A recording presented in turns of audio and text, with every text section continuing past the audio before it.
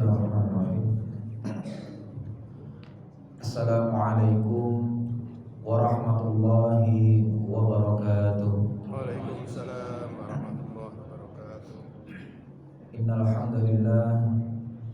hamdalillah nahmaduhu wa nasta'inuhu wa nastaghfiruh wa na'udzu billahi min shururi anfusina wa min sayyiati a'malina. May yahdihillahu fala mudilla lahu wa may yudlilhu fala hadiya lahu.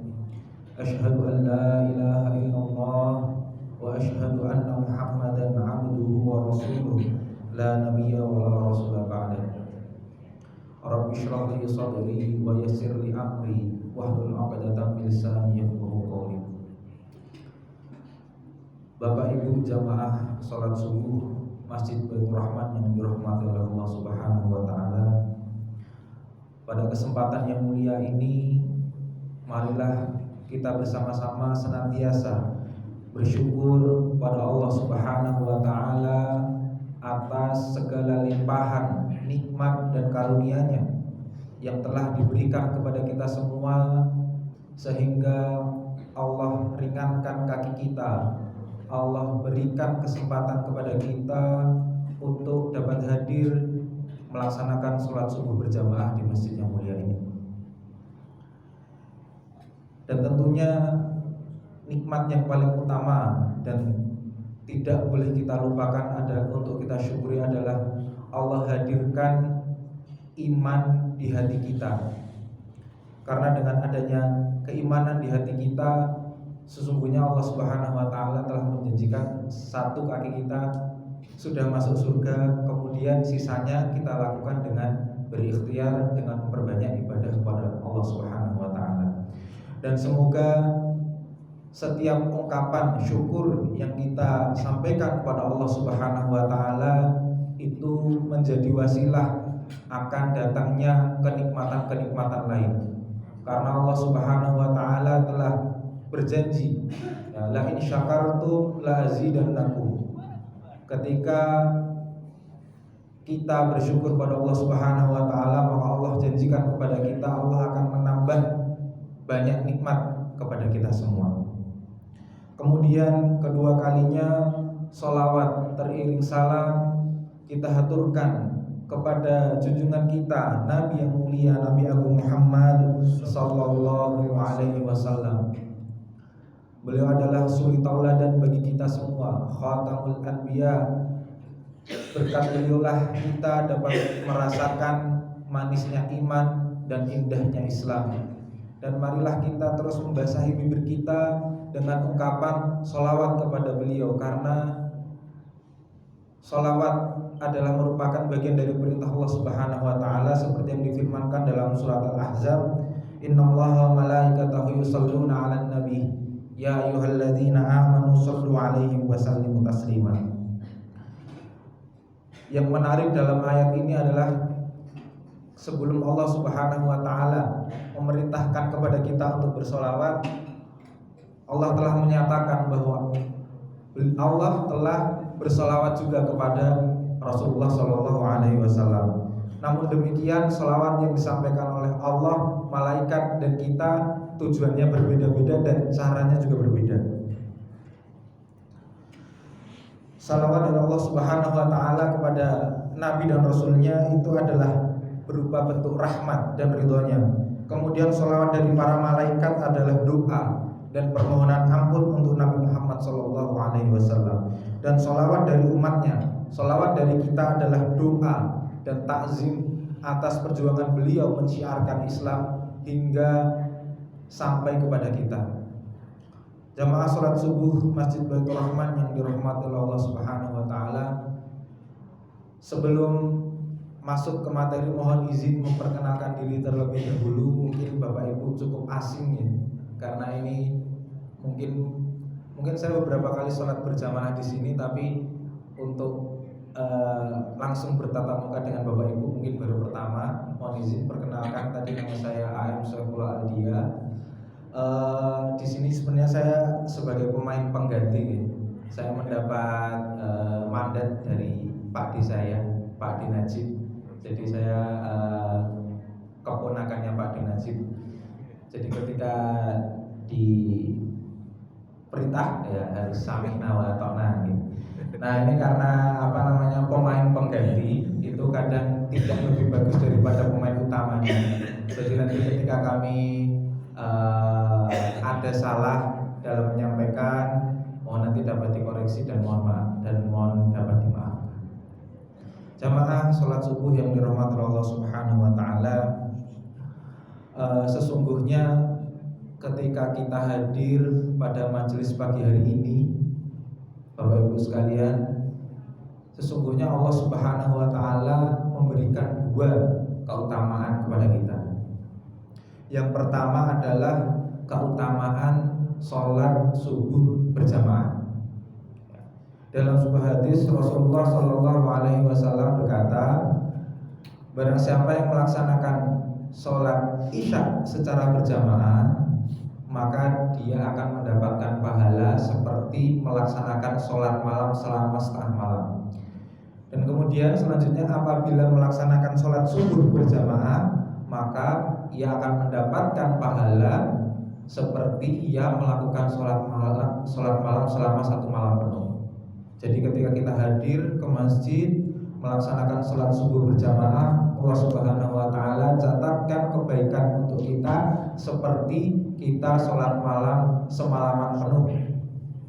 Demikian. Kemudian keutamaan yang kedua adalah ketika kita hadir dalam kesempatan kali ini, Allah Subhanahu wa taala berikan keutamaan kepada kita, yaitu keutamaan menuntut ilmu. Kita hadir di majelis ilmu. Dalam sebuah hadis Rasulullah Shallallahu Alaihi Wasallam sampaikan bahwa ketika kita hadir, para malaikat akan melingkupi kita, ya, dengan memberikan rahmat kepada kita, rahmat dari Allah Subhanahu Wa Taala melalui para malaikatnya.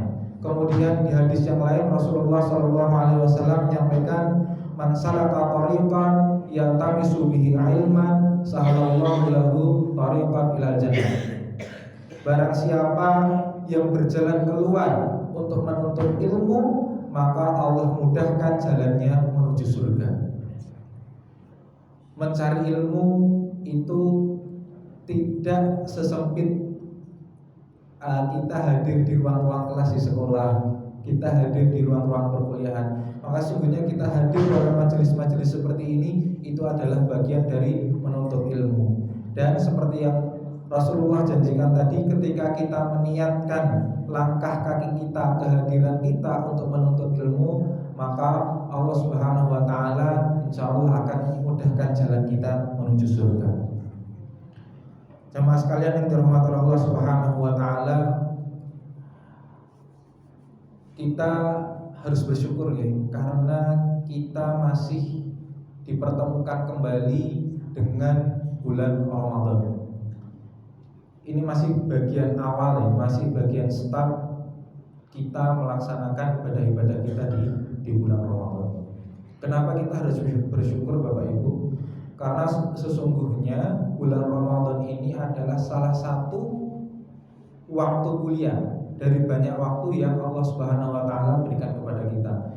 Kalau kita mau memperhatikan Bapak Ibu, sesungguhnya Allah Subhanahu wa taala itu selalu meletakkan waktu-waktu utama, waktu-waktu di mana Allah Subhanahu wa taala itu memberikan banyak sekali pahala dan karunia-Nya. Ya, baik itu harian, mingguan, bulanan atau tahunan. Untuk yang harian misalnya Allah Subhanahu wa taala janjikan ada waktu khusus, ya, yang dimana ketika kita beribadah, ketika kita berdoa, Allah Subhanahu wa taala akan memberikan pahala yang sangat besar dan Allah akan mudahkan doa kita terkabul. Yaitu kalau harian itu di sepertiga malam terakhir. Kita diperintahkan untuk melaksanakan sholat lail, berdoa kepada Allah Subhanahu wa taala. Di situ adalah waktu yang sangat mustajab. Itu yang harian. Kemudian ada yang mingguan. Kalau di mingguan itu ada hari Jumat. Hari Jumat adalah Sayyidul Ayyam kalau Rasulullah SAW bilang. Di hari Jumat ini Rasulullah menyampaikan bahwa ketika kita membaca surat Al-Kahfi, Allah Subhanahu wa taala akan limpahkan pahala yang banyak kepada kita. Itu yang mingguan. Kemudian yang bulanan itu ada Ayyamul Bid. Kita diperintahkan oleh Rasulullah untuk melaksanakan 3 hari puasa di pertengahan bulan. Kemudian yang tahunan adalah ini yang sedang kita hadapi bersama-sama, yang sedang kita nikmati bersama-sama, yaitu bulan Ramadan. Mungkin Bapak Ibu bisa merasakan ketika masuk bulan Ramadan ada semangat yang lebih besar dalam beribadah. Ya, ada semangat yang lebih besar dalam beribadah. Itu seperti sebuah fitrah, Bapak Ibu. Sebuah fitrah dari seorang yang di hatinya ada iman. Ketika menyambut bulan Ramadan, disambut dengan bahagia, sukacita, meskipun ekspresi kebahagiaannya diungkapkan dengan berbagai cara. Kalau zaman dulu mungkin memasuki bulan Ramadan itu ngecat rumah, ngecat rumah, bersih-bersih rumah. Itu sebenarnya sebuah fitrah, ya, sebuah fitrah akan hadirnya bulan Ramadan. Dan tentunya menyambut bulan Ramadan selain mempersiapkan secara fisik, kita juga mempersiapkan iman, mempersiapkan ilmu, dan mempersiapkan tentunya fisik kita, karena kita perlu fisik yang sehat ya. Jangan sampai sakit. Semoga kita semua sehat dan bisa menyelesaikan bulan Ramadan kita secara tuntas. Puasanya tuntas, tarawihnya tuntas, dan tadarusnya juga tuntas. Salah satu hadis yang menjelaskan terkait keutamaan bulan Ramadan akan kami bacakan. An Abi Hurairah radhiyallahu anhu anna Rasulullah sallallahu alaihi wasallam qala idza jaa Ramadan futihat abwabul jannah wa ghulliqat abwabun nar wa suffidatisy syayatin. Melalui hadis ini Bapak Ibu sekalian yang dirahmati Allah Subhanahu wa taala, Rasulullah sallallahu alaihi wasallam ingin menyampaikan pesan bahwa ketika datang bulan Ramadan, Allah Subhanahu wa taala membuka pintu surga seluas-luasnya, menutup pintu neraka serapat-rapatnya, dan Allah Subhanahu wa taala juga akan mengangkat setan untuk menjaga kita dari perbuatan maksiat. Nah, sebenarnya hadis ini bisa dimaknai, para ulama ada 2 kelompok ya. Ada yang memaknai hadis ini secara tekstual ya. Secara tekstual artinya apa ya? Jadi ketika bulan Ramadan itu Allah benar-benar membuka surga, seakan-akan ingin menunjukkan bahwa ini adalah waktu yang luar biasa. Kemudian Allah juga tutup pintu neraka, dan Allah juga kekang setan supaya tidak mengganggu umat manusia. Namun ada juga ulama yang memahami ini dengan majazi atau istilah atau perumpamaan. Melalui hadis ini sebenarnya Rasulullah SAW ingin menyampaikan bahwa sesungguhnya bulan Ramadan ini adalah bulan kesempatan yang luar biasa ini untuk beribadah dengan sebanyak-banyaknya. Melalui hadis ini Rasulullah juga ingin menyampaikan bahwa bulan Ramadan ini adalah ketika kita melaksanakan ibadah-ibadah harian di luar Ramadan, misalnya itu pahalanya 1, ketika kita laksanakan di bulan Ramadan itu pahalanya bisa meningkat. Maka demikian Bapak Ibu sekalian yang dirahmati Allah Subhanahu wa taala, melalui kesempatan yang mulia ini, mumpung kita masih berada di awal bulan Ramadan, marilah kita niatkan hati kita untuk tetap istiqomah beribadah, melaksanakan segala ibadah ya. Tidak hanya puasa. Puasa ini syariat wajib ya di bulan Ramadan. Ya, seperti yang Allah firmankan dalam surat Al-Baqarah ayat 185. Namun di luar puasa kita harus melengkapi ibadah puasa ini dengan aktivitas-aktivitas sunnah yang lainnya ya. Kalau dalam sebuah hadis itu Rasulullah diceritakan, Rasulullah itu ketika puasa ketika bulan Ramadan, beliau itu kalau dalam hadis itu bunyinya begini, Rasulullah itu adalah orang yang dermawan. Tetapi di bulan Ramadan Rasulullah menjadi lebih dermawan. Nah, hadis ini menunjukkan bahwa apa?